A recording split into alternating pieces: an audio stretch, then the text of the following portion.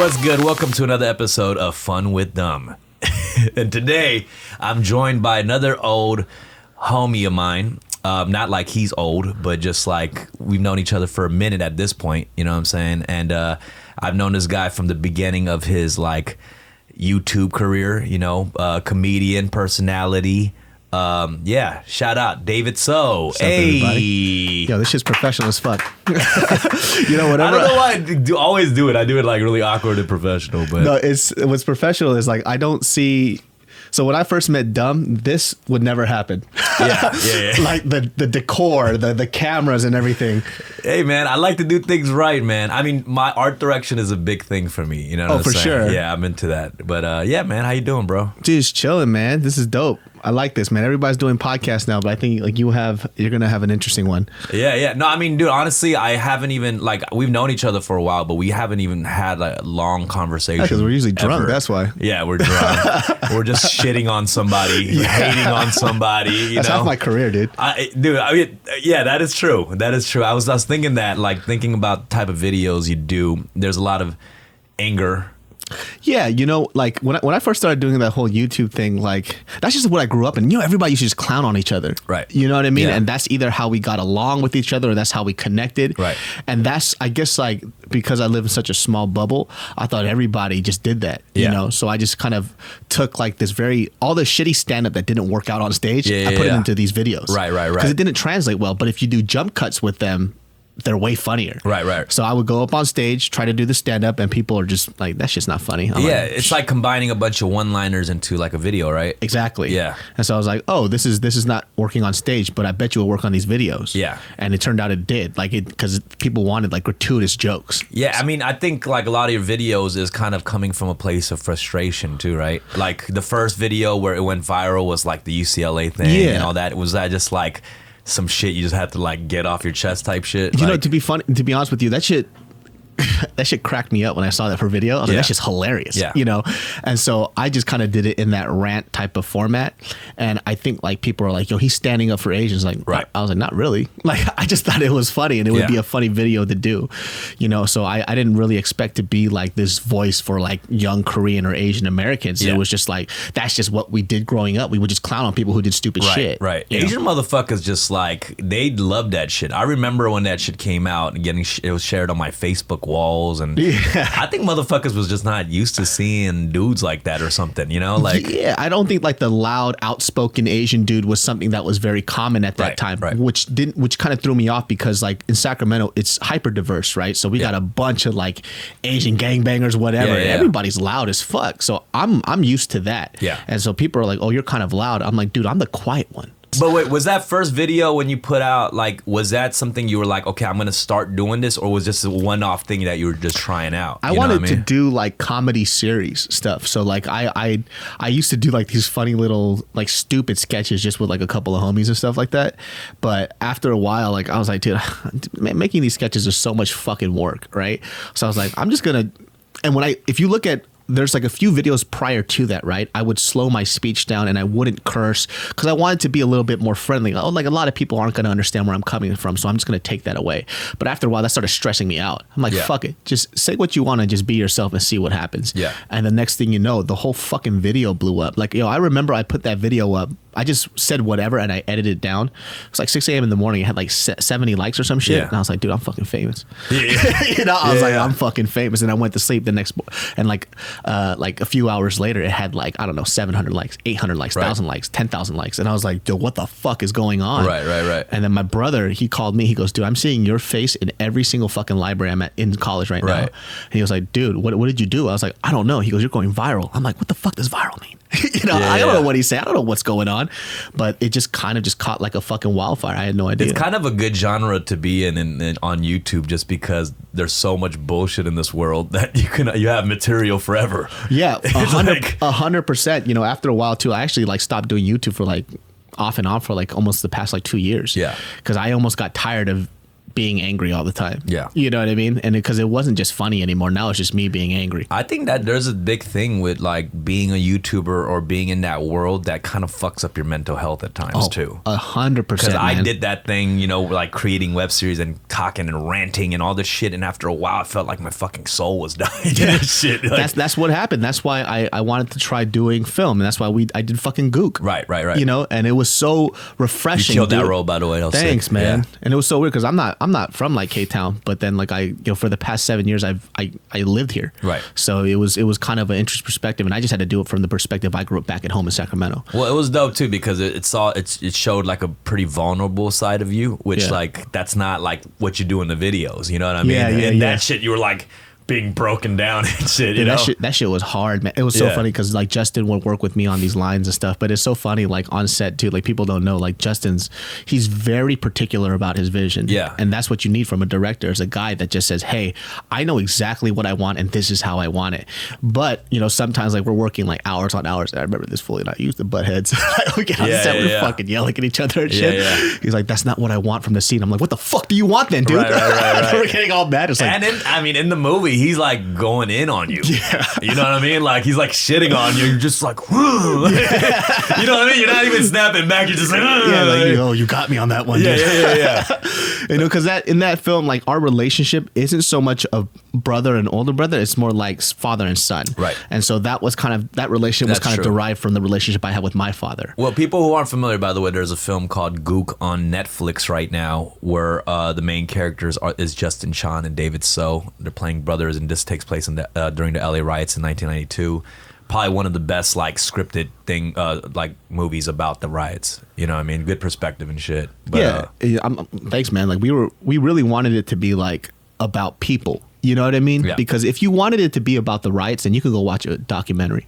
You know what I mean? I mean, there's hundreds of them. So it's like from that perspective of like two families that just don't really understand each other, and everybody has a different perspective. And like my biggest thing was I wanted people to walk away with this like, yo, when you're hungry and you're just trying to feed your family, you don't give a fuck about somebody else's problems. That's the last thing on your mind. Right. So you're not trying to figure out why, you know, like Black Americans are systemically put down. You're not trying to figure out why these immigrants don't have money and they have businesses, but they're still poor. Right. All you see is Asian guy has business in my neighborhood. Yeah. He's fucking it up for me. Right. And Asian people are told Black people are a certain way by Americans, and they see that. I did notice that about the film. It's like the riots are happening around them, but the real chaos is just with each other. Yeah. You know what I'm saying? Like, Exactly. That shit was it was dope. That's why, you know, it's funny. Like I was like one of the first people like who like donated to his Kickstarter for Gook, and I watched it like hella late. like I literally saw that shit within this past month. Dude, I had I thought so, and then it sucks because every Asian motherfucker I run into, they're bringing it up. I'm like, word, shit, that shit was lit. Like, great story. I love that part. The coloring was amazing. I didn't even tell like Justin. No I literally saw that shit like 3 weeks ago.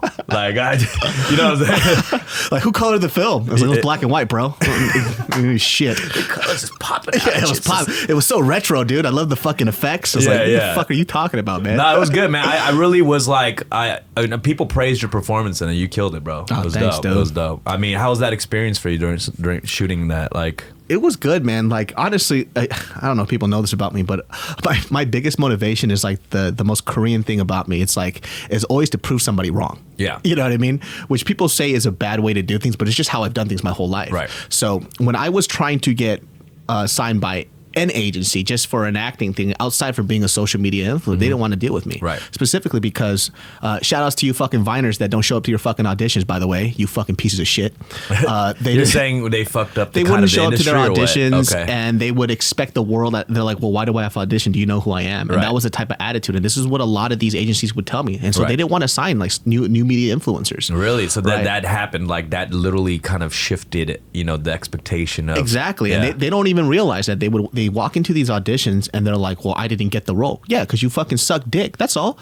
You know, that's all. Yeah. Get better on your craft. We all suck. You know, that's the funny thing. I feel like, you know, obviously with brands and stuff, they like working with influencers and all that. But like when it comes to TV and film, it's not necessarily something that looks good. You know what I mean? Like you have to actually deliver on your performance or whatnot. Yeah. You walking in there. So actually, at this point, saying you're an influencer might make you look bad. Yeah. You know what I mean? Like corny or whatever. It's kind of weird. And so like I had to work past that. And so because I couldn't get what I wanted, and I'm not sure if I wanted to be an actor, but the fact that somebody would say no to me kind of bothered me a bit. You know what I mean? Yeah. And I was like, hold on a second. Like if you send me to these auditions, I'm going to show up. Right. You know, whether I get these roles or not, I want to at least try it out.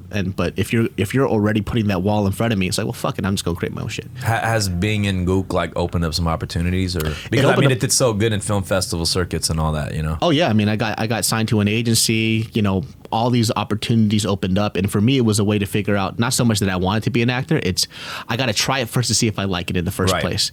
And so when that happened was like all these auditions, all these general meetings started happening, and I started going for all these like series regular roles.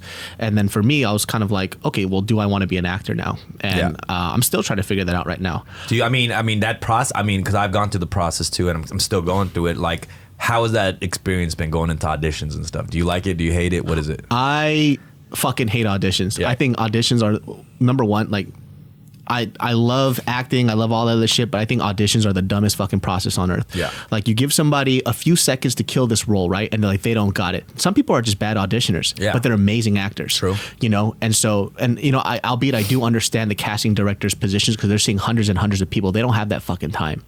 But like I've seen amazing actors that just suck at auditioning. That's it. You know, and they could kill these roles way better than some of these other people. And people already know this business too. It's a lot about who you know and who you suck up to. Yeah.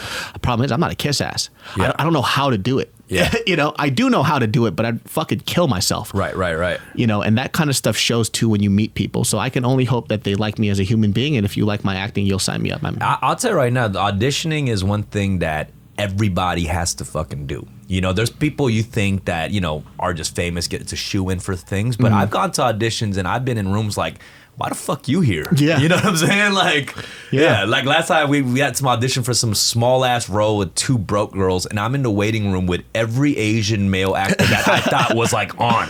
Yeah. That shit would blew my fucking mind. They still got to go through the same ropes. Shit is wild, bro. Unless you're like Denzel or some shit like that, they're not going to be in that type of shit because they're building the film around them. Right. But everybody else is still fighting for that same position and that same job. Right. And that was the cool part about it. You know, I just, you know, for me, like I'm so observant. I started picking up on everybody's like unique, like auditioning shit. It's like some people start doing yoga in the middle of it. And I'm like, what the fuck are you doing, bro? Shut the fuck up. Exhaling hella loud in this small ass room and shit. Right. Like this other dude was just, I remember this audition. I'll forever remember this guy, man. This fool. It's like the room was like the half the size of this table, and he starts doing like downward dog in the middle of it. And fucking what's her name is next to me, not Tinashe, fucking Christina Milian. She's next to me, right? And I just look at her, and she looks at me. She goes like, "What the fuck is this guy doing?" You know, I was like, "I don't fucking know." And he almost wanted us to ask him, "Hey man, what are you doing?" Right. I wasn't gonna do that. There's some extra ass fools in audition waiting rooms. Yeah. Like my favorite shit is when someone goes before me, and you know, like the door's right there, they go in and you hear like yelling. Like that's my favorite shit. Yeah. Like they're completely overdoing the scene, you know? I'm just like cracking the fuck up. You know what's so weird though? Because sometimes like I read it, right? And I read a script, I'm like, oh, this is a single cam, you don't have to go as big. Yeah. And somebody goes hella big in the room and the whole room's cracking up. I'm like, did I fuck up?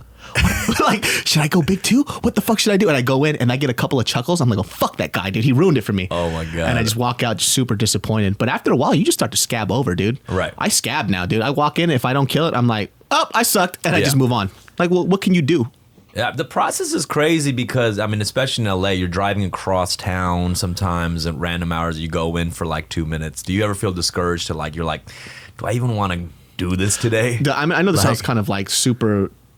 Like beggars can't be choosers, but if it's like a single line thing, I'm not going to go in. Right. Just because like, it's not that I'm above that role. It's just like, why do I audition in the first place? Just because I like acting. Yeah. If I don't become the biggest actor on earth, I could die perfectly fine. Right. You know what I mean? I made Gook and I'm actually pretty happy. I didn't expect ever to get into Sundance, especially that fast. Right. With the very first project that I was on, acted in, helped produce, helped write a blessing for sure, yeah. You know, so I've already kind of reached that bucket list goal. So it's like, okay, if I don't become the biggest actor, what's going to happen? Well, I think also as a creator, it's hard for you to be like, I'm going to go across town and do this audition for a single line. I think that's a big factor, especially for me. It's not a cockiness thing, right? But it's like for us as creators, I'm like, I can write scripts for me or whatever. I'm not like, we're not like working actors. Like, I don't want it to be like a 9 to 5 thing for me. Yeah. I want to do projects that I'm passionate about Yeah. as a creator. And, you know, we've known this too. We're going out for roles and stuff, but the truth is you're not like perfect roles for you, and dream roles aren't just going to land on your lap. 100%. You know? That's why, like, you know, when they came out with that article about that HBO show called K-Town, you know, Right. I was like, if I don't get an audition for this, somebody's going to die.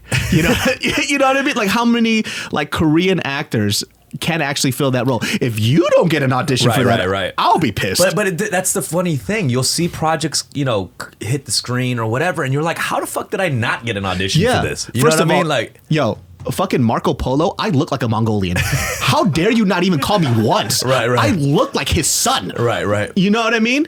Like, I don't care what scene it was. I could have been the dude that walked in and got a spear in his face. Right. And I would have been happy. Well, shout out to Pedro at Cafe Blue, the homie who's an actor. He's like this big, like, buff dude. You know, he's in K-Town Cowboys and shit.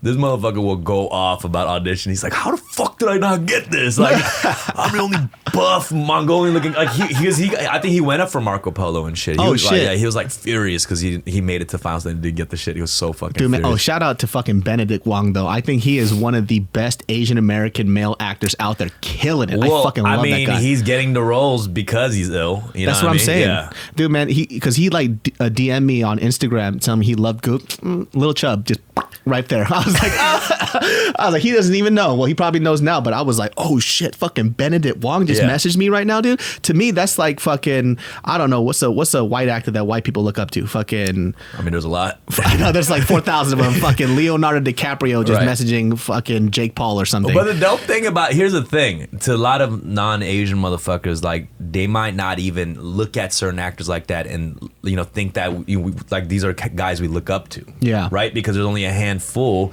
and maybe they're not like A-listers yet. But that's how much we get excited from. Yeah. You know what I mean? It's like, to them, they might be like, he's the Asian dude in this shit. Yeah. You know, to us, it was like, this is Benedict Wong.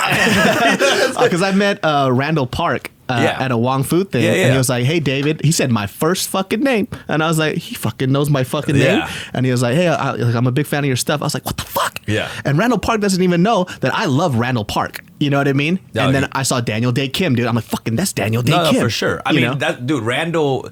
The crazy thing about Randall is, like, I've known that fool since I was 15. That's crazy, dude. We used to rap together. He's older than me. He was in a rap group, and he was the rapper in a group. That's fucking wild. And I was a solo rapper, and I was young. I was like 15. He was probably like 20 or something, doing the shows. We're in the same circuit, like the Asian grassroots shit.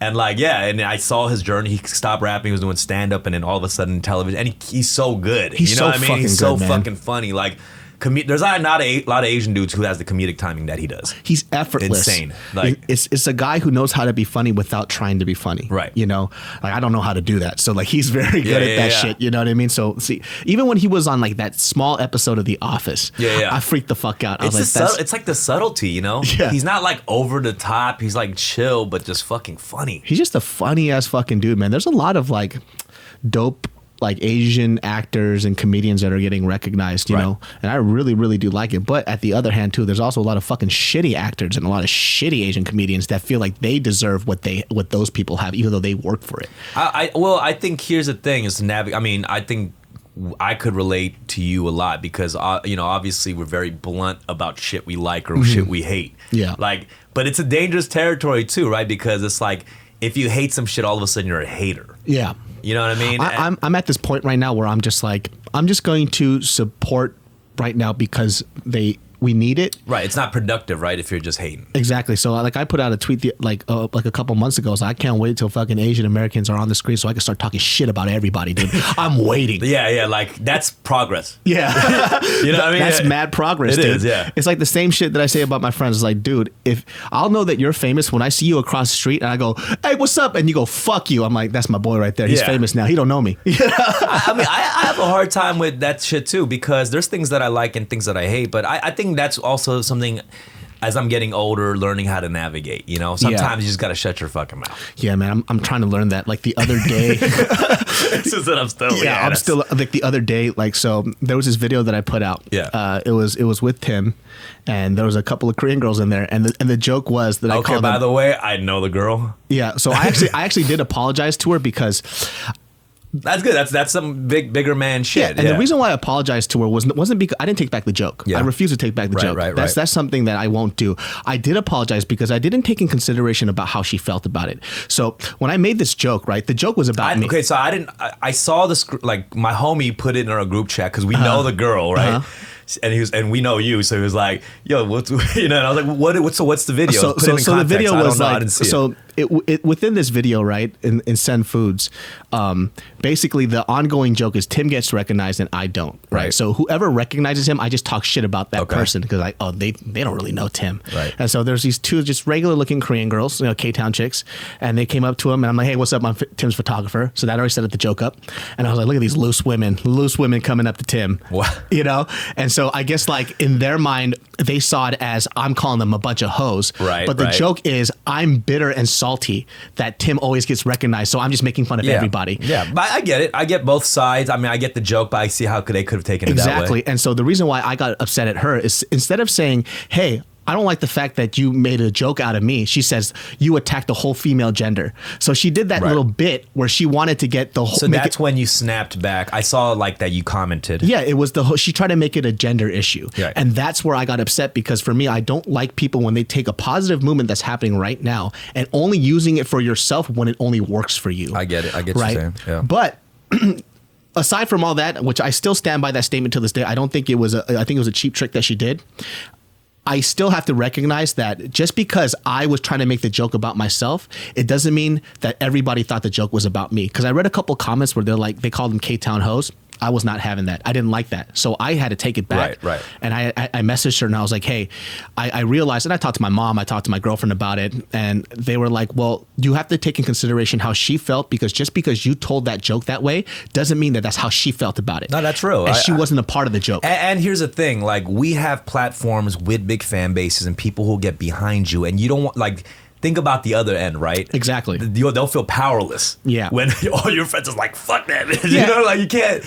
And we gotta understand that. Exactly. That we have that. You know what I mean? And your fans think they're helping you. 100%. No, they're not. And there was like her and her friends ganged up on me. They got my post taken down, and that was fine. And I just had to sleep on it. That's good. I mean, I get where she's coming from. So I'm not even mad at her. Like, I know her. Saying I can see how she was mad. And here's the thing.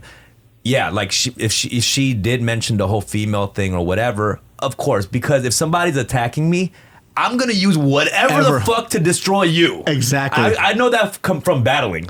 Yeah. There's no things off limits. If someone attacked me, and it's fair game at that point. Yeah, you know what I'm saying? Yeah. So I mean, that's my 2 cents. And when I really reflected upon it, I couldn't go to sleep, and I don't ever get affected by comments. You know what I mean? I could not sleep, and the reason why I couldn't sleep is because I wasn't mad at her. I was disappointed in myself. Right. Because of how I handled it. Right. I was like, bro, if you're so fucking smart and you think you're so much, smarter than she is, why the fuck did you talk to her like a fucking caveman? You could have just said like, "Hey, I'm sorry that you felt that way, but this is the premise of the joke. And if you felt that way, my bad, dude, we'll take it down." That's how a normal person should have done it. Well, you did, man. I'll say I was actually very, very shocked you took it down because, I mean, I'm glad you did, but I'm saying I was very shocked because after, being on different series with you and talking like very loosely about all types of shit, you really do not give a fuck about a lot of shit. I mean, I didn't take it down. Instagram took it down. So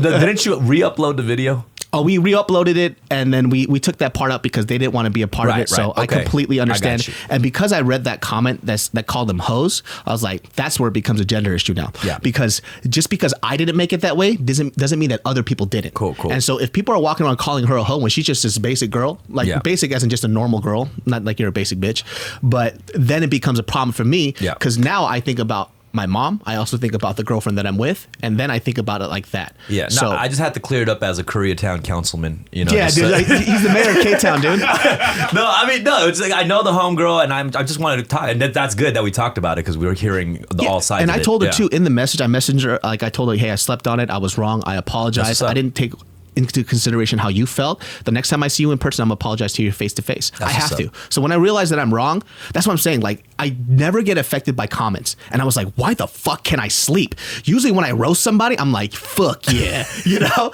like I did a good job. That is part of growing up, you know, being affected by shit, you know. I know, dude. And I don't want to grow old and fucking numb to shit. And because we are like, I get like that too. You know what I'm saying? I feel like I'm getting so numb to certain things that we live in this society like of not giving a fuck, and you get older. I think that comes at aging too. You start like being like whatever. We're walking around like in sandals all the time. You know, like just washed, you know, things that we do. But I don't know, man. Yeah, I just had to be smart about that too, because like usually when it comes to a comment, it's me doing a clap back. So for her, she was actually attacked first, and she was clapping back at me.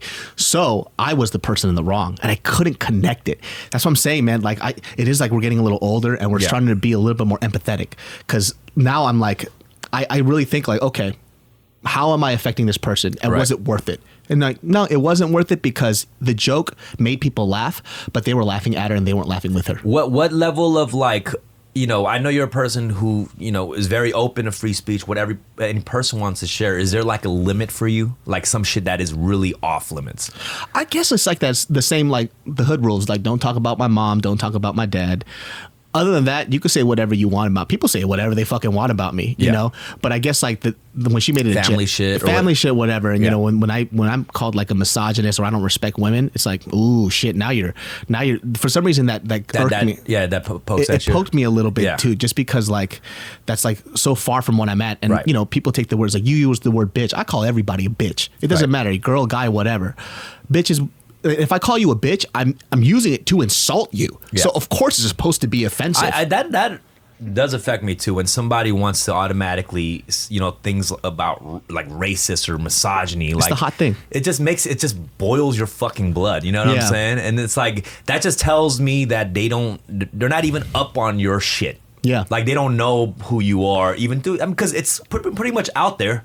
That they would, if they really saw like just another video, they'll know that you're not that or whatever, you know? It's like, you know, and what it kind of comes down to for me is just like, I also get mad when people don't respond back to what you're saying, you know? So for example, like within that, you know, exchange, I would respond back with certain points, and then they won't respond back to that point, and instead they'll just go off an emotional tirade. And now I'm getting frustrated because are you even reading what I'm saying? And then somebody, well, I guess it was one of her friends, explained it to me in a certain way. I was like, oh, she's actually speaking to me, and I'm like, okay, this makes sense, and it kind of clicked a little bit. Okay, but obviously she was her sister was fucking mad at me, by the way, and I feel so bad because like I know on their end they were mad, and I started feeling bad because as she was writing to me, I started laughing. I was like, oh, this bitch is mad, you know. That's what I was thinking, you know. And I'm like, oh, David, why are you laughing so much at this? Well, next time we're gonna get Jess on here and we'll talk about this. All right? Yeah, she could come on, and I'll just be like, hey man, I'm so sorry about the way that you felt about that. We'll do a community soju shot, and that's how we solve problems around here. That'd be great, you know. And I'll, you know, her sister won't get an apology, but she will.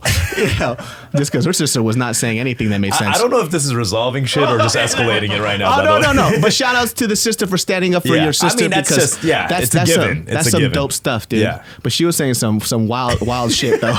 Like for example, like the thing like fuck you, fatty. Yeah. Just like I was cracking up because she wrote. So I wrote this thing where I was like, I don't think this is a gender issue. Blah blah blah blah blah. Yeah. And basically to that she wrote like, whoever said that this other person said it was a gender issue. I was like, that's what the whole thing is about. What are you talking about? But you know, she's just going off of emotion. You know, the internet is not a good place to have these conversations either, man. You know, and I think the sad thing is like, I feel like the bad thing about me is that I'm actually making them mad, but I'm the one laughing on the other end. So now I'm just becoming a troll. It's like, okay, David, what are you doing right now? Dude, you're an adult. Stop this shit. That comes to what you said. You like being right, and that's the most Korean thing about you. Exactly, and that was the terrible part. That's why I couldn't go to sleep. It's like you're so busy about trying to be right when really you should have been more considerate about this person's feelings and a human being. And I wasn't doing that. It's that ego and pride we just got to let down. Yeah, dude. Know? So Jen, I apologize to you once again. Jess, I'm sorry. It's a Korean man. Yeah. You know what? I don't know what's going on. I blew out my knee, so karma. It's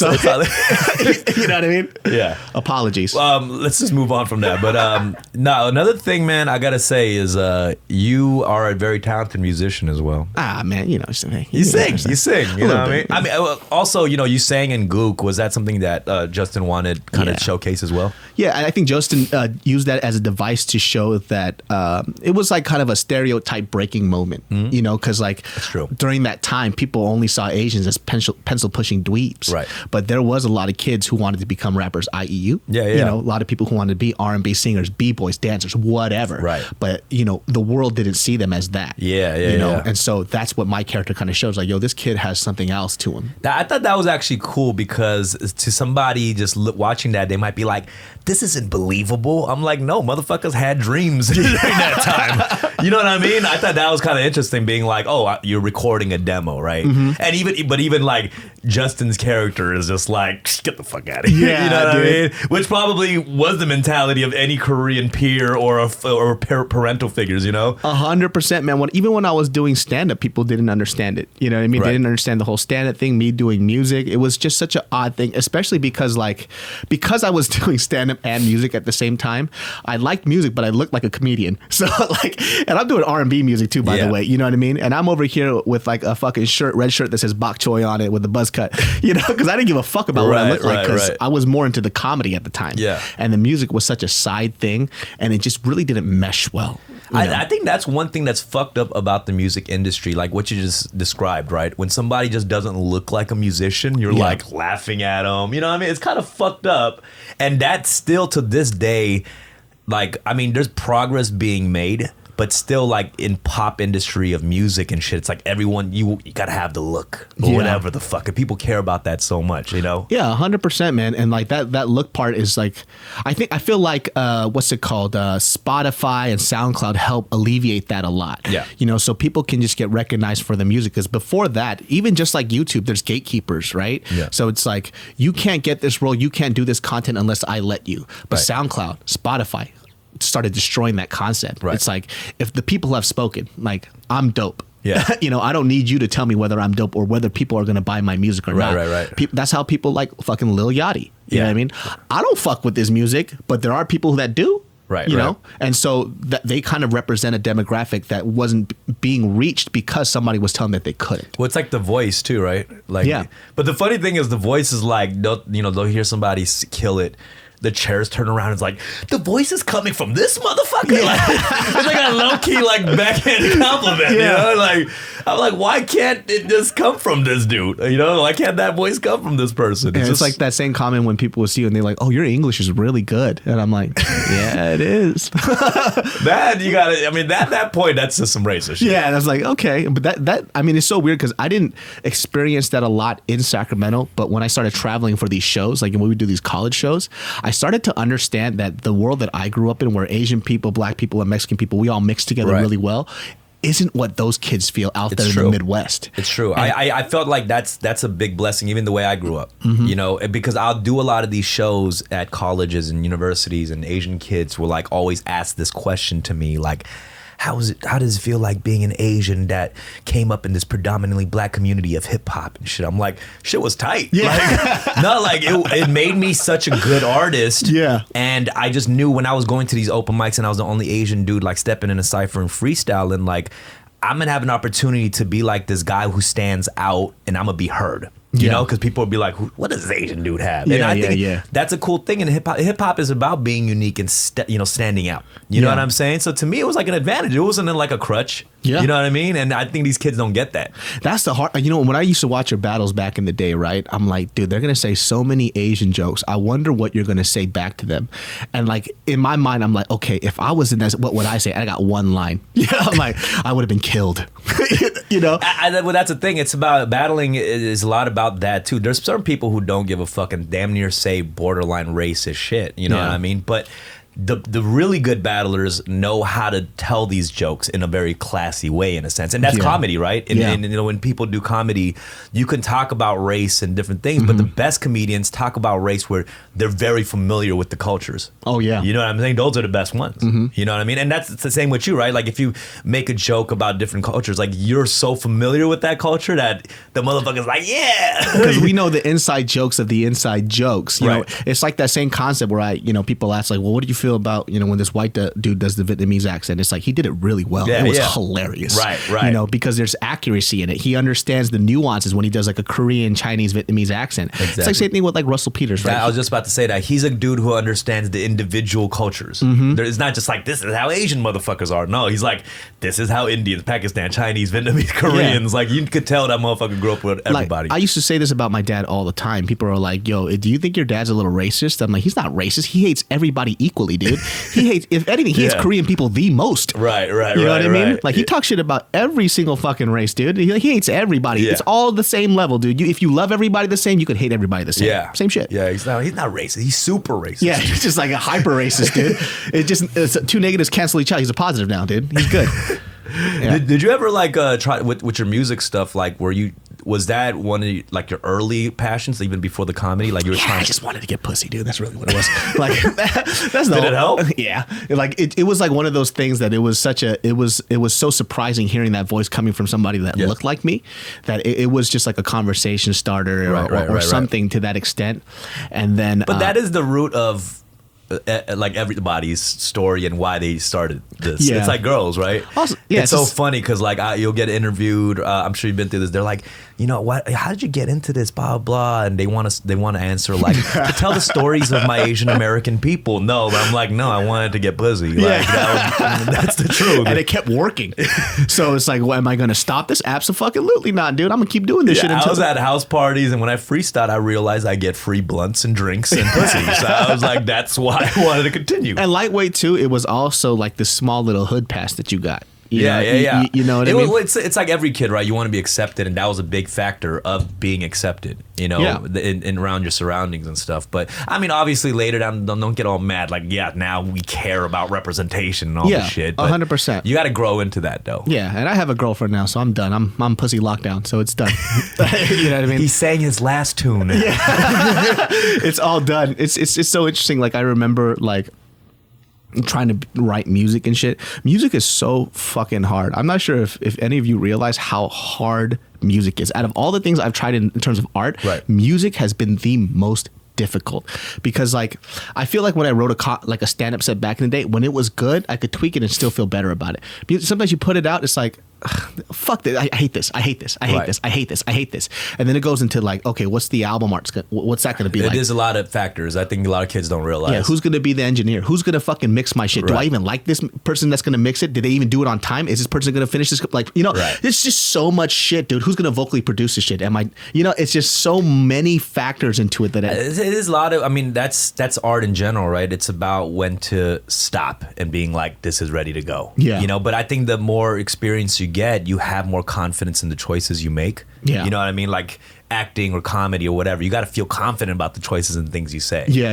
At some point, you can't just be so analytical. So for you, specifically just because I follow your music so much, you had a point where you actually switched back. You were super doing like underground beats, kind of like very simple, straightforward. And then you started getting into this whole different realm where I really started to feel like you started finding your style and your voice. Well, yeah, I think I'm always going to want to be like, lyricism is a big part of what I do. Mm-hmm. But I learned, like I was trying to cram in shit without sounding melodic. You know what I mean? Like I wanted to rhyme a certain thing so bad. And I'm like, dude, I cannot rhyme Olive Garden and Dolly Parton for one thing. Like let me just chill out. Like I don't need to squeeze that in because I'm like, I found a dope rhyme. Yeah. I don't need to make it work. You know what I'm saying? It's the battle rapper dilemma, dude. Yeah, it is. It's like I realize, and that's where music's at now anyways. Like a lot, hip hop is more melodic, you know what I'm saying? Yeah. And I like how it sounds. I like the fact that, you don't have to squeeze in these things and it sounds forced, because there's that element. Just because you said a dope rhyme doesn't mean it sounds cool. Yeah. So that's what it is. Yeah, I mean, I think I kind of feel like people listen, like I still like my 90s hip hop and whatever, right? And then people talk about, yo, everybody was so fucking lyrical back then. Not everybody was hella lyrical. Hell fucking no, dude. Even if you look at somebody that everybody like fucking puts up on a pedestal, fucking Tupac. Tupac wasn't a fucking dope lyricist. If you look at his shit was basic as fuck. Well, it's all subjective, yeah, but yeah. I know what you mean with the New Yorker style. Yeah. He wasn't known for like his like fucking rhyming as like double entendres and shit. He was just an emotional rapper. Yeah, emotional and the messages and all that, but then even like if you're looking at like abstract styles of like Fushnickers and Dawes Effects, they're making like sneezing noises and shit, you know. But and that was cool in its own way, but lyrical, no, it's like it's a different thing, you know. And that's a dope thing about hip hop. There's so many fucking styles and all this shit. Like, and you know, hip hop is not in a bad place. If you want dope shit, you can find it. If there's, you know, it's everything. Yeah. 100%, man. Like I think like because I still have a lot of those like new rappers that are coming out. Like when fucking J. Cole started blowing up on the scene, I was like, that's just fucking dope. Yeah. Or like Kendrick, or you know, all these other people. Like it was dope. I mean, there's always gonna be, now it's just that the genre just grew bigger. That's all. There's like emo rap and shit now too. So right. Which kind of still blows my mind. I don't understand that shit. So what's the thing that you're trying to like get into the most? Like I mean, you've had such a long YouTube run at this point. Yeah. Like really, YouTube has changed like a motherfucker, and you know, you're still doing it. You're putting out weekly videos. Yeah, I mean, I just started doing weekly videos again after like I've been off and on for 2 years. The breakdown. Yeah, it was that mental breakdown. I fucking snapped, dude. Like I was like 260 something pounds. I was super fucking overweight. I just woke up every day without a purpose, and that's like my biggest fear. If somebody asks me what is your biggest fear, is to wake up every day feeling like I don't have a goal. And when I feel that, I feel like, oh shit, I could die tomorrow, and I wouldn't care. You know? But I mean, but you did have a goal. You were working excessively on the one thing, right? Yeah, and then I think what happened was I didn't prepare for the after. So it was like, cool, Sundance, you're gonna get in there one day and you're just gonna keep going for it. And it happened hella fast. And I was okay, what next? You know, and I didn't think about the what next. Right. And I was like, well, I just did this film and it meant a lot to people, and now I have to go back to YouTube. Like that's how I thought of it, you know. And now when I do YouTube, it's like I'll upload a video if I want to upload a video. So it's more like I do it for my entertainment and fun, and I also do it to help people out if they want advice. And that's really about it. And so you're on your grown man shit right now because you have that, but like you have other businesses you run and shit. Yeah, and I love food right now too. So yeah, I've always loved food. I love cooking. I love food right now. Didn't like it much back then. Yeah, back in the day. You know, when I was 260 pounds, I just that shit was nasty. Yeah, but no, I mean, you got like, I mean, establishments in K-Town, the different regions of Los Angeles. We'll like talk about that a little bit. Yeah, so I have this. I'm trying to make matcha super accessible to people, like in terms of making it like coffee. So we have a business called Sip Matcha Tea and Boba, and so we have boba there, but we are a matcha business, and so a lot of the focus. Exactly. So I think like matcha has this thing where it's not accessible. People think it's like some high level shit, which it is. Like there's high quality stuff is what we have, but we want it to be accessible with accessible prices. So a lot of the matcha spots that you do go to, they either serve really bad matcha or it's not accessible to you guys. You know, so I don't like non-accessible food. I hate that shit. I like fancy restaurants and stuff like that too. Like I think they have great stuff to offer, you know, fucking David Chang, like Momofuku, all that stuff. That's fucking delicious. But what I vibe with is affordable food that you can afford on a regular basis, because that's just the food that I grew up with. And we wanted to do that with matcha with Sip. I have a soft serve spot called Drips and Swirls out in K-Town. Yeah, it's a spot. We have Shrimp Daddy, Hawaiian shrimp place, another place called Chichidango, which is Hawaiian shave ice. God damn, what the fuck? Fucking Trump? What the fuck? Yeah. With no money. Trump with no money and no power. Yeah, no, I mean, it's great. I mean, is that something you kind of wanted to, you know, get into as you got older? Like, oh, I'm going to invest in businesses. I've always wanted to do food though. Like food specifically. Like, I just like prior to this, like I wanted to open up a sandwich shop super bad. I fucking love sandwiches. Right. Like the most American thing about me is that I could eat sandwiches every day for the rest of my life, and I'm good, dude. Yeah. Because like I mean, sandwiches. Yeah, it's broad. You can put anything in a sandwich. Yeah. I fucking love that shit, dude. You could put a sandwich on an ugly bitch's face, bah, and it's good. It's like something about this bitch is all of a sudden changed. Something about this Wonder Bread just fucking damn, put it around her face. Yeah. You know? Food specifically, and I mean, especially because any business, not just food, it's tough, especially coming from the world of like what you come from, the entertainment, right? It's like fast turnaround, you know, and it's like transitioning from that to like going into business. I feel like it's kind of a very different thing. Oh, it's a lot more structured. That's for sure. Okay. Like, and structure is not something that I have been great at. That's why, comedy and everything else has been better for me because it's just so emotionally based. And yeah, there's structure in it, setting up your jokes or whatever, but it's still art.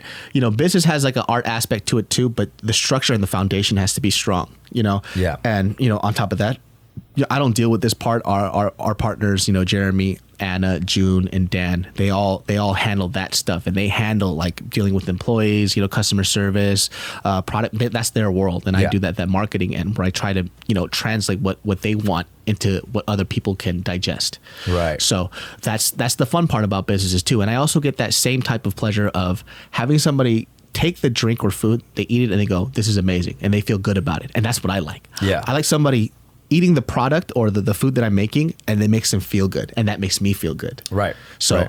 If they don't feel that way, I kind of feel like sometimes I failed a little bit, but some people are just snobs and fuck them. Yeah. Yeah. So. Is your dream restaurant like a sandwich spot? Is that what it is? I would love to do a sandwich spot and then a coffee joint. Another coffee joint? Yeah, well, this one's matcha. I would like to do a coffee shop, but right. That's not more for like business. Like that's just to have, just so I could go there. Yeah. Have a place. Exactly. I think I got that same thing. Like I want to own a bar. Oh yeah, dude, that should be fucking popping. That's like my, just because I'm like a very bar person. Like at like 21, I was going to bars alone. Yeah, and that's more of a sad thing. So to say there's an accomplishment, I was like, I don't know about that, bro. I've sent like the certain bars I go to. I've sent girls to college. There, the money I drop there, I've paid tuition. I've paid tuition for semesters there. Yeah. Nah, that's dope, bro. I mean, so is there anything else coming? Anything you want to plug coming up? Not really, man. I mean, just check out the food business, man. Go to Sip Matcha, check us out. I hope you guys like it. There's Drips and Swirls out in Cape Town, and then you could catch us. I go to Drips and Swirls. I mean, just the plaza there to have other good food. Except for our stuff. No. It's a good place to like have the dessert. You know what I mean? Yeah. You got the ill Argentinian spot. Aka man. That that's place the spot. I gotta plug them. Korean-owned Argentina. I'm born in Argentina, so that's that. Dude, that place is the death of me, man. It's fire. I ate that shit there. You know what? You guys are the reason why I gained so much fucking weight in the first place. Because when we were setting up Drips and Swirls, I ate that every fucking day. It was so good. Well, so you were just talking. Let's talk about that before we go to. It's like the whole weight loss thing, and I asked you like what was a thing, and you were just like, just walking. Like what the fuck? Were you in a wheelchair the whole time? Like what? Not. I mean, was it that simple? Like.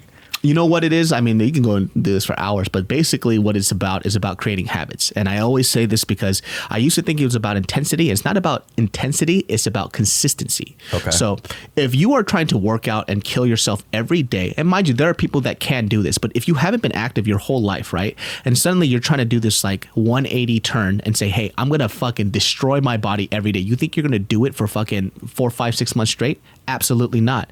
Do something low intensity and do it every day and prove to yourself that you could complete something. And that's really what it was about. So I would get disappointed because I used to play ball, I used to weight lift, I used to power lift, everything. And so I would go into this gym, I would go ham. And Bart's super buff. Yeah. He would look at me, he goes, dude, you need to fucking slow it down. I was like, nah, I got this shit. Right. And I'd be paralyzed for a month. you know, and I wouldn't come back to it. So the smallest thing that I could do was just walk every day. Right. And I walked about 3 miles every day. Then I started changing what I was eating. And then the first month I lost a pound, maybe 2 pounds. And I just took that as a victory. Right. And I was like, okay, now what's the next thing that I can do?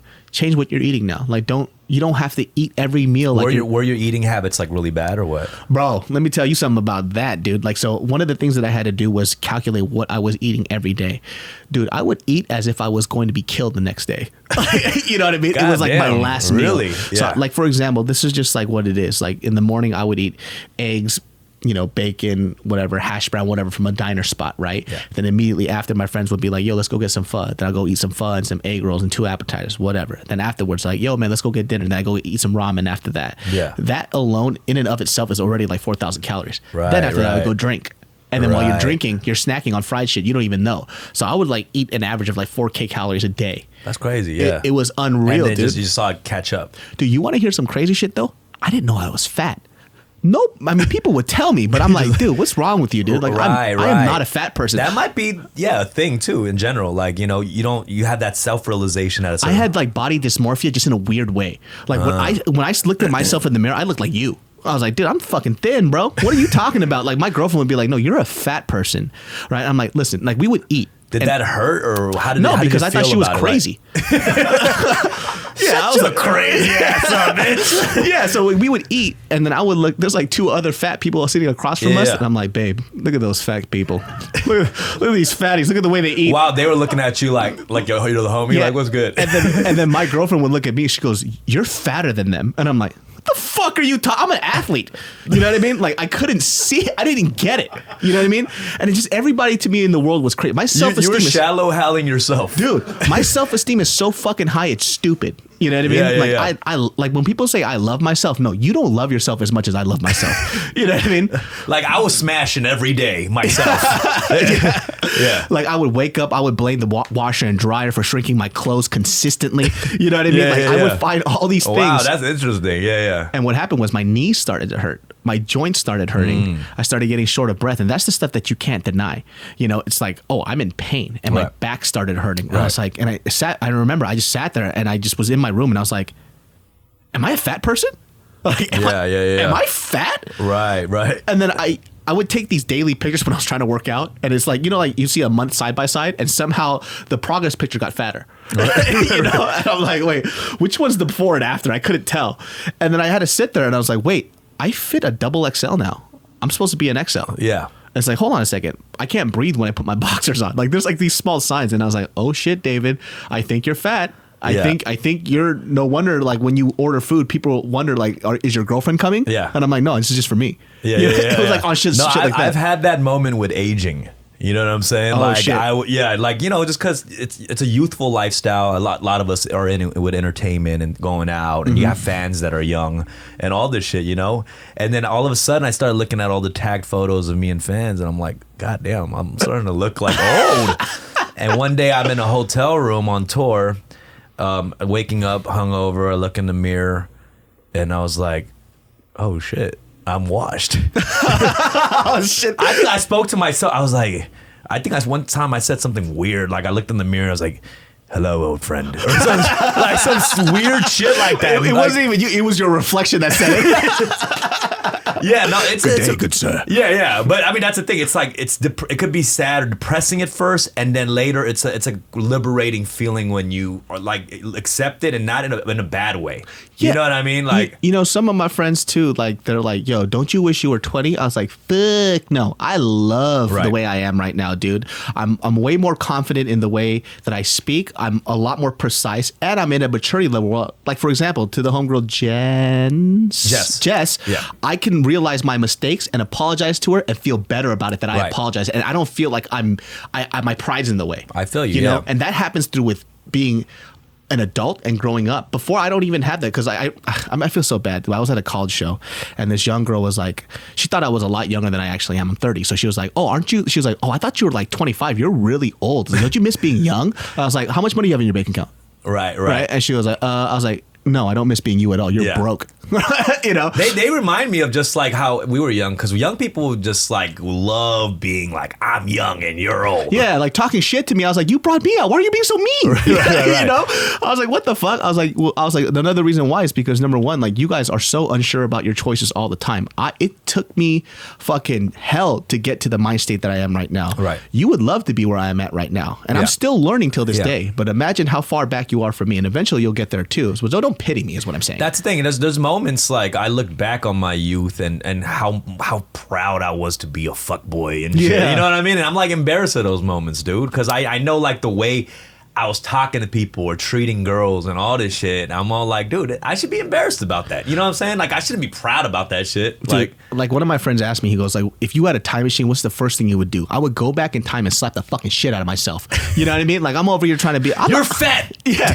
Did you know you were fat? You're also not a fucking thug. Like, you know what I mean? I'm a dweeb. Like, I am a fucking dweeb. Right. I should have just accepted that shit. But instead, I'm over here trying to like, yo, what's up, cuh? You know what I mean? It's like, what are you doing, bro? Stop crip walking. Yeah. Stop. I'm just crip walking for no reason and shit. What's up, cuh? Like, what are you doing, bro? Like, it was so dumb. I tried to impress so many other people. I tried to be somebody that I wasn't, and it got me in trouble a lot. Right. A lot of the trouble that I got into wasn't even because I was doing something bad, but I associated myself with bad people. Yeah. And so people assumed that I was like that too. But I was just a fucking geek, and I should have accepted it. Like, you're just a geek with a loud mouth, and you should have been happier with that. But I wasn't. So And that's what we're going out on right now. David So, thank you for coming, man. No problem, appreciate it, bro. Shit was fun. Yo, tune in next week. Oh, actually, shout out real quick to the homegirl.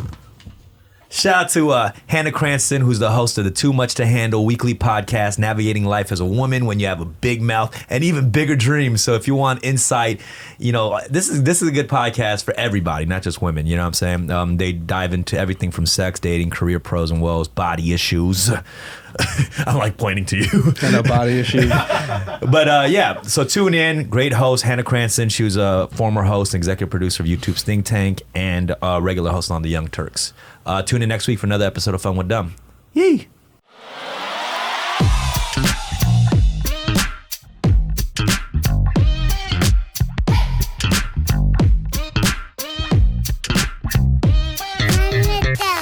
Cafe Blue.